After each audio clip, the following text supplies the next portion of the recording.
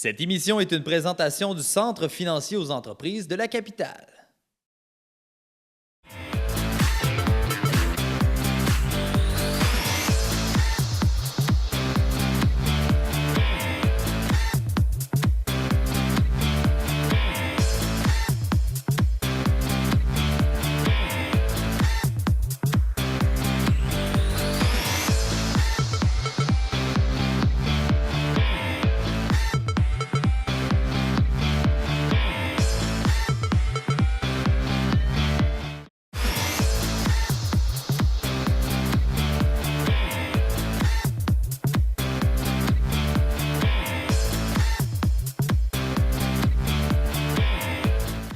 Gaston Cloutier est un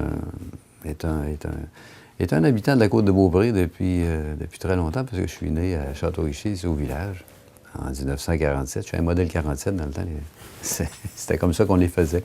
Et puis, évidemment, j'ai fait mes études à Sainte-Anne, parce qu'on avait déménagé à un moment donné à Sainte-Anne-Ouest, qui s'appelait dans le temps Rivière-aux-Chiens. Puis après ça, mes études secondaires, je les ai fait à Beaupré aussi. Et à Québec, après, je suis allé à Laval pour faire mon cours d'éducation physique, en fait, d'enseignant en éducation physique, qui était ma profession, si on veut, là. Et puis, entre ça, par exemple, juste avant, j'avais été boucher dans une boucherie à Courville. Alors, c'est pour ça que la nourriture m'a toujours intéressé.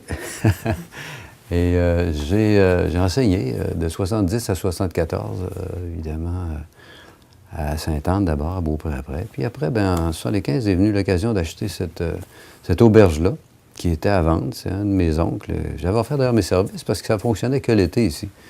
Pendant les vacances d'été, nous autres, on n'avait pas de travail, les enseignants. Ça fait qu'on pouvait faire d'autres choses, si on veut.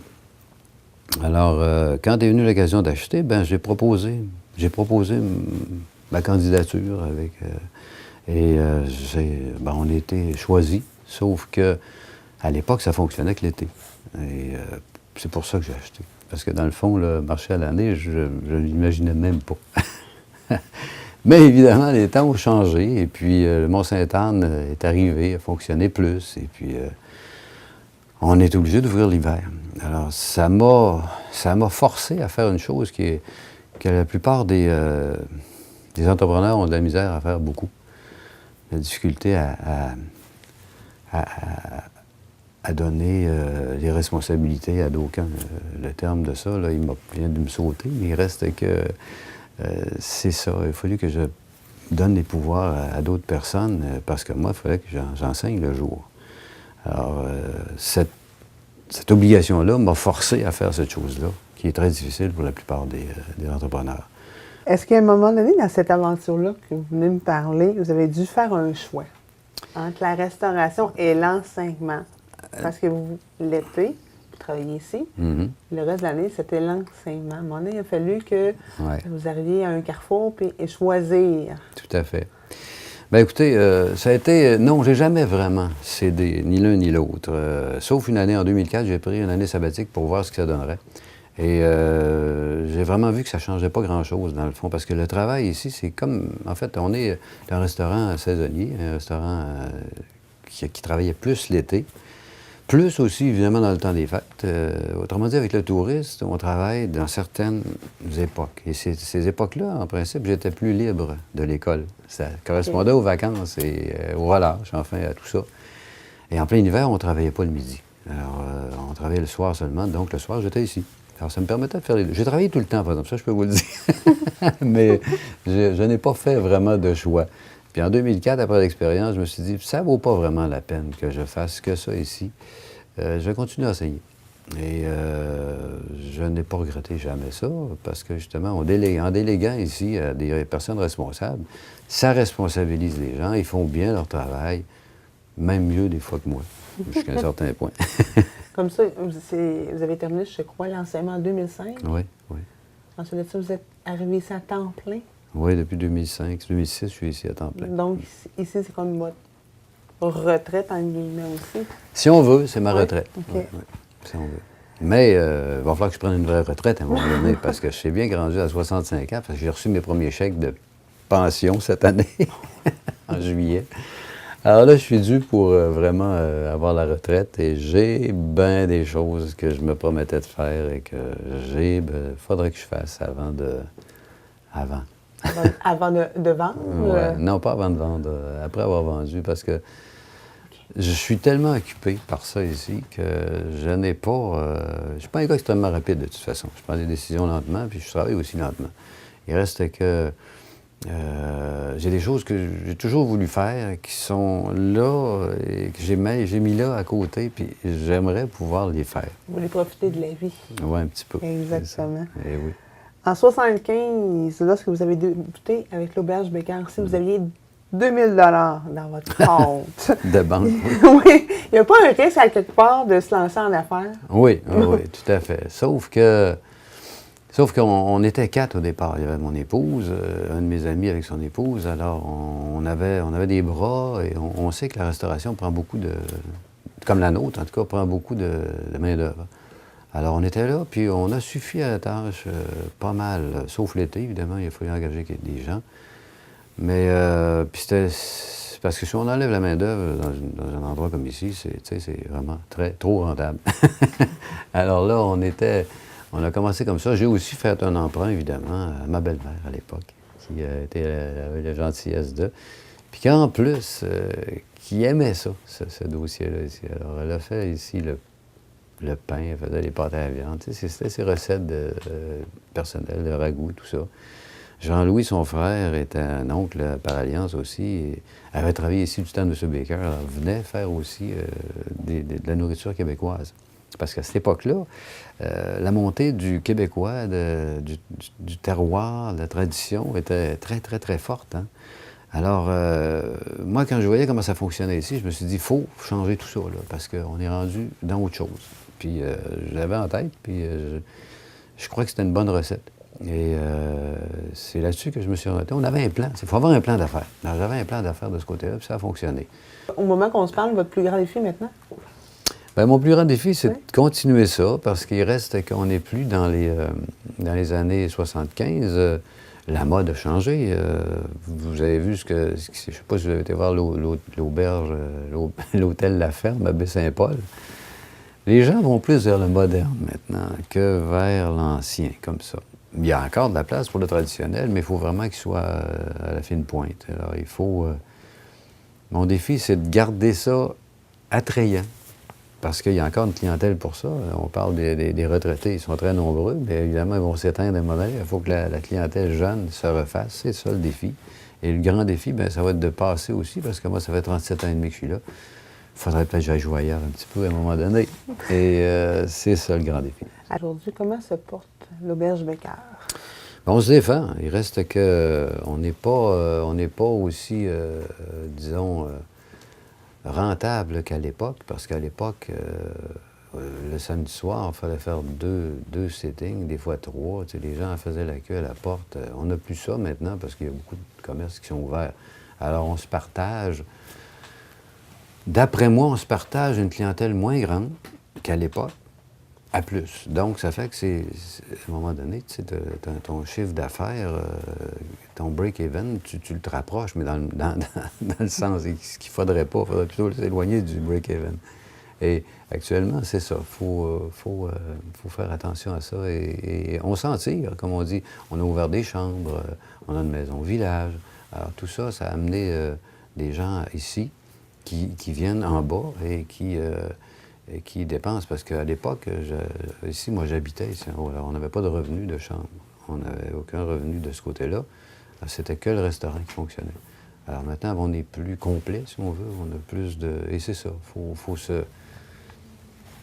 Faut vraiment là, essayer d'élargir la gamme de services qu'on a à faire. Et puis, on offre des forfaits, tu vois. On offre des forfaits ski, on offre des forfaits avec la station, les stations de thermales, je sais pas, je vous dirais, zone spa. Et puis spa des neiges, et avec aussi l'équitation. C'est tout ça, là, c'est un ensemble. Les nouveautés. Les nouveautés. Ce qui fait que les gens viennent ici coucher, ils vont manger une bonne table, ils savent qu'on est très bon. Si vous regardez sur TripAdvisor, on a été là, on sort du plancher. Et puis, au début, on savait pas trop ce que ça ferait, tout ça, mais au niveau de la restauration, 4,5 sur 5, c'est bon. Et on est très content de ça. Puis, si vous regardez les commentaires des gens aussi dans nos livres qui signent chaque année depuis 1934, ceux qui signent puis qui mettent des commentaires, la plupart sont très contents. Ils reviennent. Vous me parlez tantôt de retraite. Oui, tout à fait. Pensez-vous, comment je pourrais dire ça donc? Pensez-vous tranquillement passer le flambeau? Si oui, est-ce que c'est vers de la jeunesse? Y a-t-il quelqu'un qui s'est proposé à acheter? Oui, bien évidemment, il reste que c'est un grand défi pour les nouveaux de s'embarquer dans un dossier comme ça. Parce que on n'est pas situé au centre-ville. C'est sûr que c'est moins cher, mais il reste que la clientèle a tendance à aller vers du nouveau tout le temps. Alors, c'est pour ça que pour un jeune qui arrive ici, le gros défi, c'est de changer un peu des affaires, tu vois, assez pour que ça paraisse. Mais ça prend des sous pour ça. Alors, la jeunesse, oui, il y en a qui veulent. J'ai des gens ici qui travaillent ici qui sont intéressés à reprendre. Mais d'ailleurs, on se rencontre en novembre à ce sujet-là. Et j'espère bien qu'on va être capable de faire quelque chose. Parce que moi, il faut que je me retire. Êtes-vous prêt, justement, à céder? Oui, je suis prêt. Moi, je suis prêt. À 100 non, parce que ça va me faire... Non, j'aimerais mieux demeurer, c'est sûr. Mais il reste faut que je m'en aille. C'est un choix, là. C'est pas par le goût. C'est un choix de logique. Parce que j'aime toujours ça, évidemment. Mais il faut donner du temps que je veux donner ailleurs, puis je ne pourrais pas faire les deux, c'est sûr. Alors, c'est un choix logique. Il faut que je m'en aille ailleurs. Oui, je suis prêt à m'en aller, tout à fait. Mais les personnes qui doivent acheter tout ça, leur défi, s'ils sont jeunes, c'est comme moi dans le temps, ils n'ont pas d'argent. Et bien évidemment, ça vaut plus que ça valait à l'époque. Puis si on pense aux 90 ou 95 000 $ que j'ai payés dans ce temps-là, avec ce qu'on a fait comme amélioration, c'est sûr et certain que il y a une partie de ça qui avait nécessairement besoin d'être fait, mais il y a encore des choses à faire, puis ça va prendre quand même quelqu'un qu'il faut qu'il investisse un petit peu. De toute façon, ça a pris la valeur au fil des années. Tout à fait, tout à fait. En terminant, si vous aviez un conseil à donner à un entrepreneur, que lui diriez-vous? Bien, je dirais, la première chose, comme j'ai fait, moi, j'aimais ça. Je suis entré là-dedans parce que j'aimais ça, puis j'aime encore ça. Mais il reste que... il ne faut pas se lancer dans quelque chose qu'on n'aime pas. Un. Deuxièmement, l'administration, c'est le nerf de la guerre. Et c'est très important de s'orienter vers ça parce que c'est bien beau faire ce qu'on aime, mais quand c'est pas payant, tu sais, il y a des hobbies qui sont bien plaisants. Comme il y en a qui aiment ça la chasse, il y en a qui aiment ça la pêche. Il y a de l'argent qu'on dépense là-dedans, puis c'est normal. Mais perdre de l'argent avec un commerce, ça, c'est moins le fun. Alors, je me rappelle la première année, bien, c'est sûr que nous, on n'avait pas imaginé tout ça. Là. On a bien aimé ça la première année, mais il faut vraiment avoir le sens des affaires. Il faut qu'il y en ait un, en tout cas, dans l'équipe, s'ils sont deux, qui ait le sens des affaires. La première chose, aimer ça, très important. C'est le premier point, parce qu'avec ça, on peut, après ça, apprendre toutes sortes de choses, comme moi.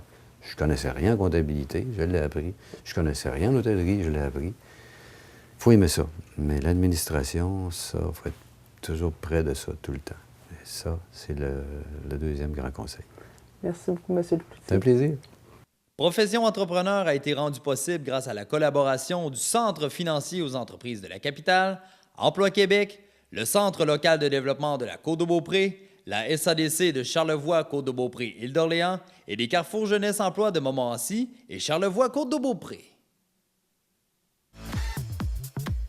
Saviez-vous que plus de 70% des entreprises de la Côte-de-Beaupré et de l'Île-d'Orléans font affaire avec Desjardins?